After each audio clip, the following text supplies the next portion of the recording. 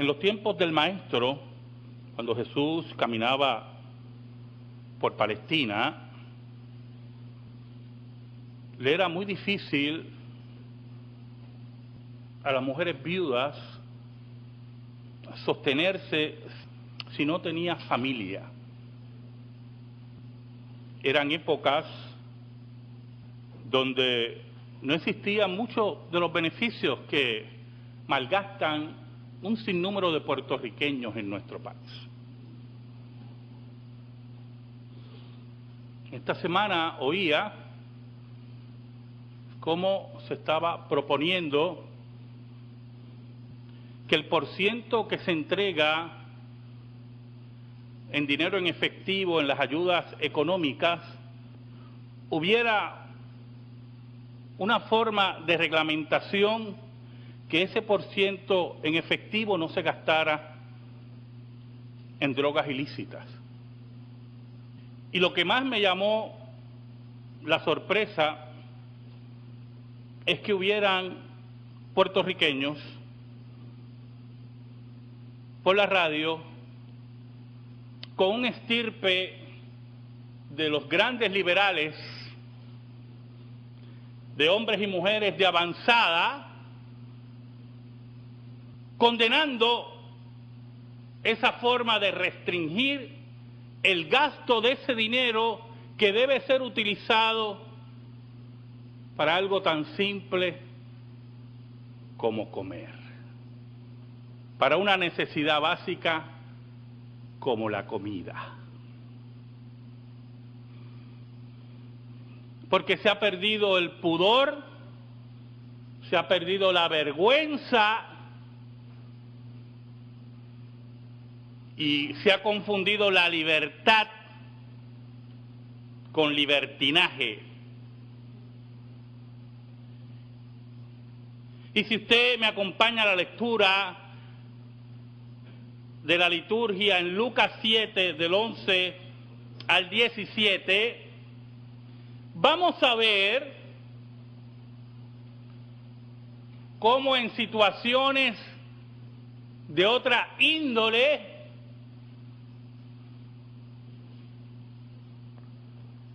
situaciones que nos deben llevar a la profunda meditación, el Dios de la Biblia no abandona y se compadece. Oramos.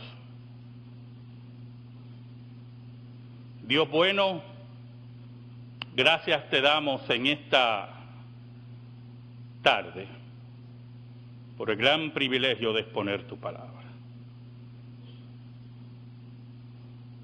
Escóndenos bajo la sombra de la cruz, perdona nuestros pecados y guíanos a exponer tu palabra.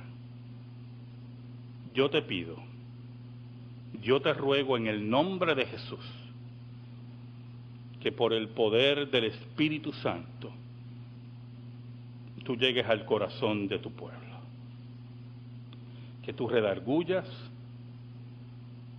que tu Señor dé consuelo, que tu Señor dé reprensión, que tú des edificación según tu voluntad. Por Cristo Jesús. Amén. Y amén. Dentro de las situaciones que podía enfrentar una viuda, como dije anteriormente, era la soledad. No tener familia, no tener medios de sustento, era una situación desesperante. Por eso, en la iglesia primitiva, había organizaciones de viudas. Y las cartas del apóstol Pablo perseguían a que las mismas fueran asistidas, fueran ayudadas, fueran protegidas. Pero en el caso que tenemos aquí, es un caso de profundo dolor. Sigue al pasaje que vimos la semana pasada del centurión. El versículo 11 dice que aconteció después, algunos variantes del texto bíblico dice que aconteció el próximo día. El próximo día que Jesús iba a la ciudad que se llama Naín, e iban con él muchos de sus discípulos y una gran multitud. Detrás de Jesús no solamente estaban sus discípulos, sino una multitud que ya sabía de los milagros que hacía el Maestro, que ya habían oído su enseñanza, y la curiosidad y la sed de algunos los llevaba a estar detrás de Jesús. Una multitud posiblemente, como dije, algunos muy curiosos, viendo cómo el Maestro realizaba sus obras, pero otros con sed de la palabra, con sed de la enseñanza de Cristo. El versículo 12 nos dice: cuando llegó cerca de la puerta de la ciudad, de aquí que llevaban a enterrar a un difunto hijo único de su madre, la cual era viuda, y había con ella mucha gente de la ciudad.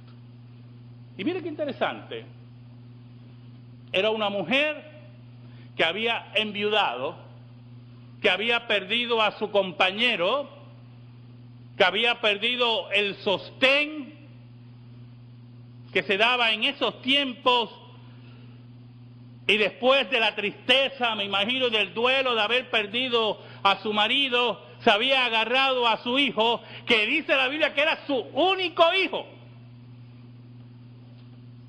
Por lo tanto, estamos a una marcha fúnebre de profundo dolor. Porque esta mujer no solamente había perdido a su marido, sino también había perdido a su único hijo. Yo siempre le he dicho a ustedes, los que me han escuchado,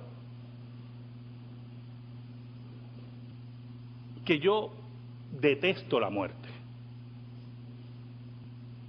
Odio la muerte.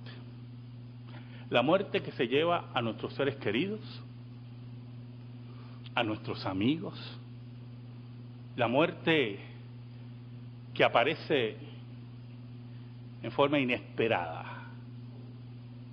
Posiblemente ha habido muertes que uno espera, de enfermos en largo tiempo en su cama, pero otras muertes, muchas de ellas,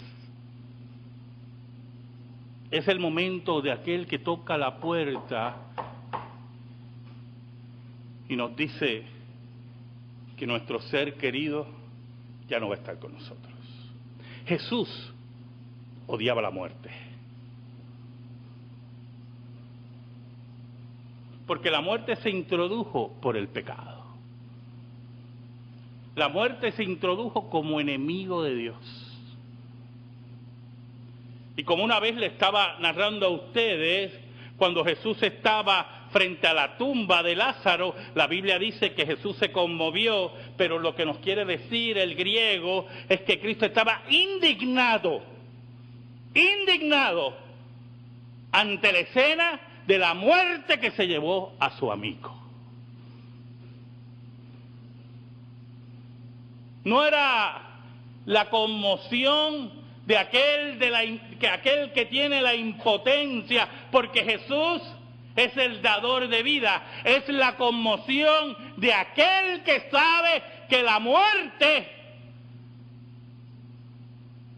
es aquello que viene a traernos tristeza.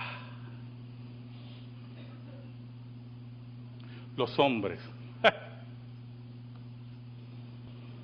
los tristes hombrecitos que nos rodean, y las empobrecidas religiones de basura que nos rodean,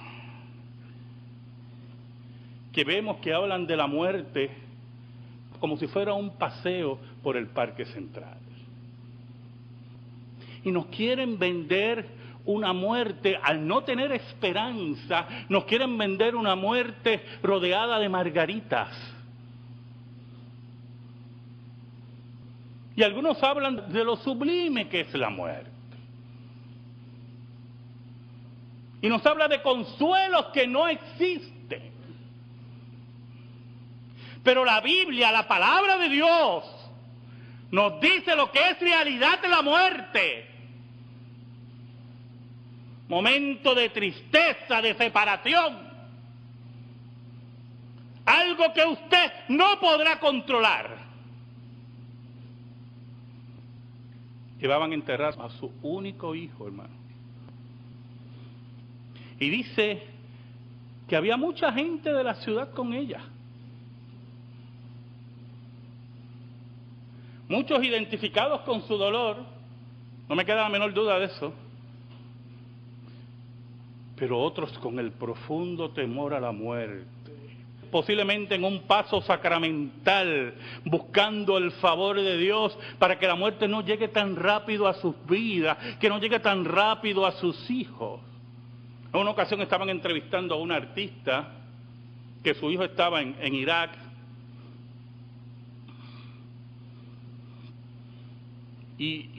¿Verdad? Y querían entrevistarla cómo ella se sentía. Y ella con una seguridad pasmosa. Mi hijo va a volver de Irak, no va a haber ningún problema. Bueno, ella tenía un control que yo decía, ¿por qué ella no tumbó a Saddam Hussein? Tenía tanto control. Esa soberbia frente a la muerte. Ese orgullo frente a las cosas que usted no puede controlar. Es lo que tarde o temprano nos va a dar duro en nuestra propia faz.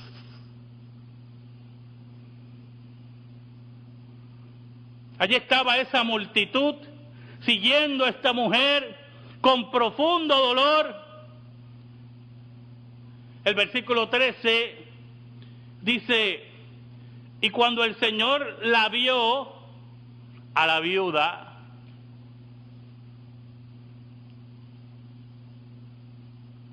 Jesús no vio la multitud. ¿Oyó? Jesús buscó la necesidad. El maestro fue a donde tenía que ir. Y esto es muy importante, ¿oyó, hermano? Dios, cuando viene a resolver problemas, los va a resolver. Dios, cuando nos disciplina, nos va a enderezar. Dios no va a entrar en el proceso que entra su pastor y los ancianos de esta iglesia. Una amonestación, un consejo. Vente, vamos a sentarnos a hablar. ¿Qué tú crees de esto? No, yo voy a cambiar. Y todas esas historias que me hacen.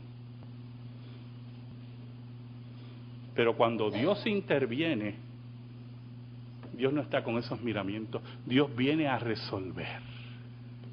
Y allí estaba el maestro para resolver. Allí estaba el maestro no buscando el brillo de las multitudes. Allí estaba el maestro no buscando la aprobación de nadie. Allí estaba el maestro para resolver el dolor de esa mujer.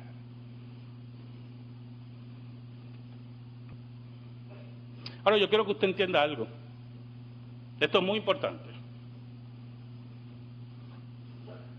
La Biblia registra que Jesús realizó 3 resurrecciones. 3 resurrecciones. Y también registra, aparentemente, que hizo otras resurrecciones.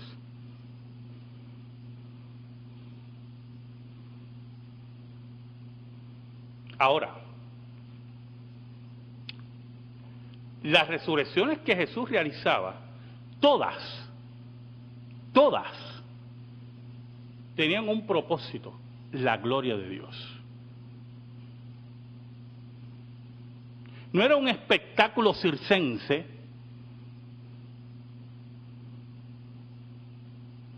Buscaban que la gloria de Dios fuera proclamada. Y si usted profundiza en la resurrección de la hija de Jairo, escuche bien, Allí estaban lloronas profesionales, había un grupo que se llaman lloronas profesionales en aquel tiempo, que iban a los funerales a llorar. Las contrataban para eso. Yo he conocido unas cuantas que no hay que contratarlas, ¿oyó? y fueron allí y se burlaban del maestro cuando dijo que la niña dormía. Pero no solamente eso, escuche bien, Jairo era un principal de la sinagoga. Allí estaba Jesús para proclamarse sobre la burla de aquellos que no saben que Dios tiene el control sobre la vida y la muerte, pero también sobre la religión de Israel que perseguía a Jesús. Cuando vino la resurrección de Lázaro, escuche bien, Jesús le avisaron que Lázaro estaba enfermo. Y Jesús lo tomó con calma todo, siguió su ministerio. Y al cuarto día fue que apareció. Y la hermana de Lázaro, Señor, si tú hubieras estado aquí, mi hermano no hubiera muerto. Y Jesús le dice, no te he dicho, yo imagino así enfático al maestro, no te he dicho que si creyeres verías la gloria de Dios. Y allí en el cuarto día, haciendo pedazos la teología farisaica, porque los fariseos enseñaban que cuando alguien moría, el alma vagaba por 3 días. Por 3 días. Ya el cuarto día no había remedio. Y allí estaba Jesús en el cuarto día para demostrar a la teología farisaica que Él era el que controlaba la vida y la muerte.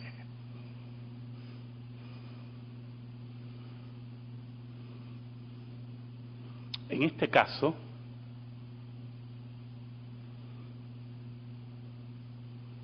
dice la Biblia que Jesús se compadeció de esa mujer. Ese acercamiento, cuando yo le dije a ustedes en un sermón que el amor, cuando la Biblia dice que Dios es amor, es que Dios se mueve, el amor es un movimiento. Allí estaba Jesús moviéndose en amor, se mueve hacia esa mujer.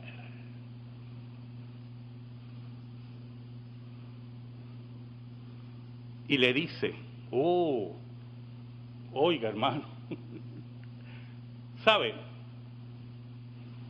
Algunas veces cuando alguien muere uno pierde, algunas veces la forma de hablarle a la persona que tiene dolor, ¿verdad? Porque uno se...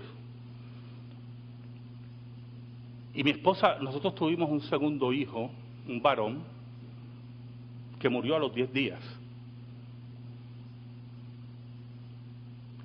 Y cuando me llaman al trabajo, me dicen que pasara por el hospital, pero no me dijeron que había pasado, pero yo me sospechaba.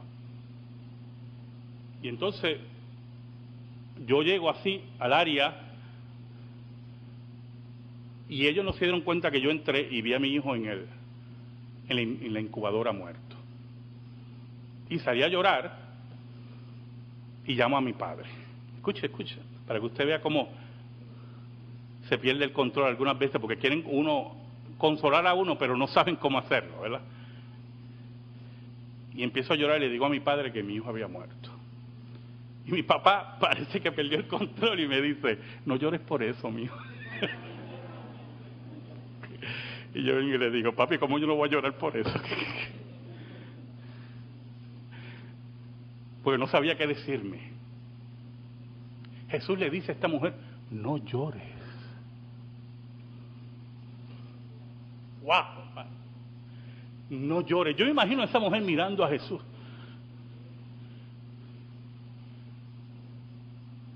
No llores.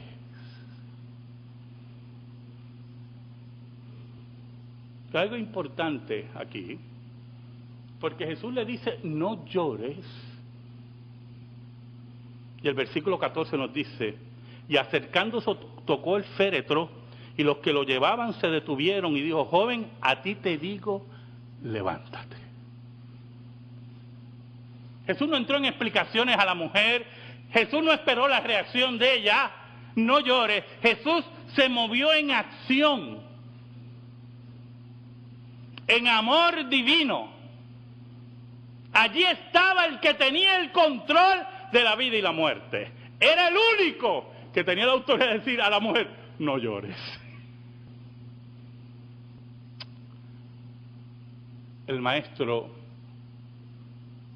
se compadece de esa mujer que él sabía que era viuda y su hijo era su único sostén. Era el tesoro, la luz de sus ojos. Allí estaba el maestro para dispensar cariño, alegría, amor, pero allí estaba el maestro para resolver un problema. El problema de la muerte. Y dando una orden seca, una orden que solamente pueden darlas aquellos que tienen ese don, dando una orden que nadie puede resistir, le dice al joven, levántate. Y yo me imagino, recuerda que hay dos multitudes aquí, la que seguía a Jesús y la que seguía a la viuda. Dos multitudes. Estaba la que seguía a Jesús con la expectativa y los discípulos, ¿qué va a hacer el maestro? Y la que seguía a la viuda, ¿qué va a hacer este?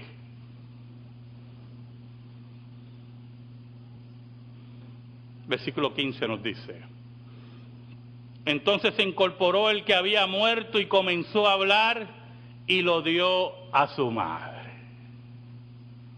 Y no sabemos lo que dijo. Dice la Biblia que comenzó a hablar. Sabrá Dios si estaba confundido, desorientado.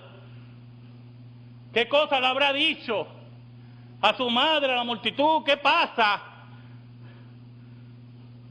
¿Qué cosas había experimentado en ese lapso de muerte?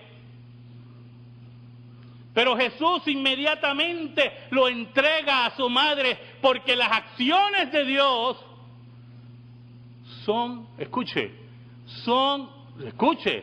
siempre gratis.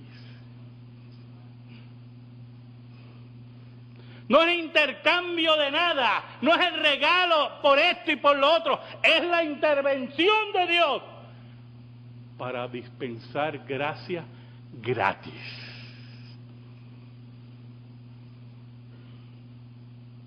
En esa idea redundante que es la gracia. Dice el versículo 16, y todos tuvieron miedo. Era un miedo sacramental, es un miedo a lo desconocido, es un miedo ver que la muerte había sido vencida, lo que ellos nunca habían visto, que habían oído de los profetas como Elías, como Eliseo, pero nunca habían visto. Es el miedo de estar presentes frente a Dios. Porque yo quiero que usted entienda algo. Dios es el único que puede resucitar muertos.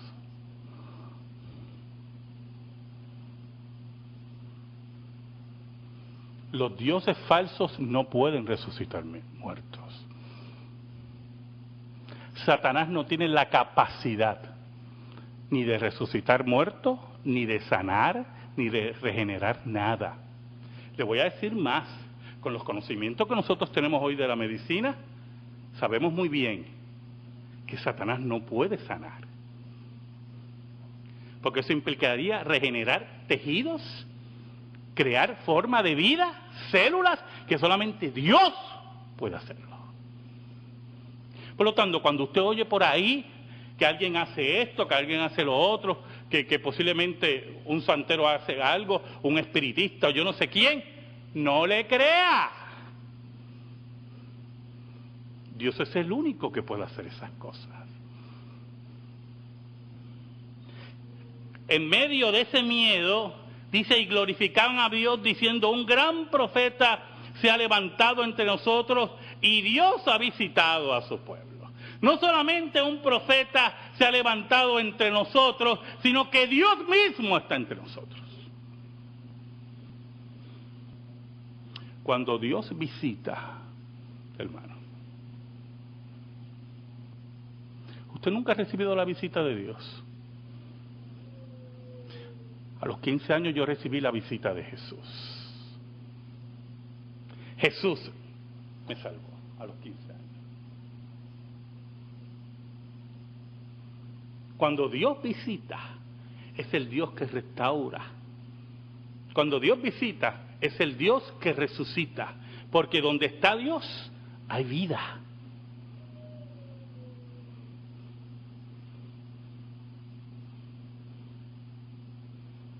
Es interesante el versículo 17, cómo termina esta perícopa. Y se extendió la fama de él por toda Judea y por toda la región de alrededor. Y usted dirá, ¿por qué interesante? Por lo siguiente, hermano. La fama de Jesús se extendió por toda la comarca. La fama de Jesús ya no era de aquel que sanó a un enfermo del centurión. No era la fama de aquel que predica la palabra correcta. Era la fama de aquel que vence la muerte. La muerte. Esa fama se extiende por toda la comarca porque los que vieron y fueron testigos fueron llevando el mensaje. Allí hay un hombre, he conocido un hombre que ni la muerte se resiste ante él. Esa fama, hermano, la fama del maestro, de aquel que vence la muerte, trasciende los siglos. Y como dice un autor o un historiador, ese historiador decía, lo leía esta semana, mire cómo él decía: Moisés, Confucio, Lao Tse, eran gente muy inteligente, era gente muy especial, pero algo ocurre con Jesús, decía este hombre. Es un hombre muy inteligente, es un hombre muy especial, pero de verdad es un hombre raro, decía este historiador.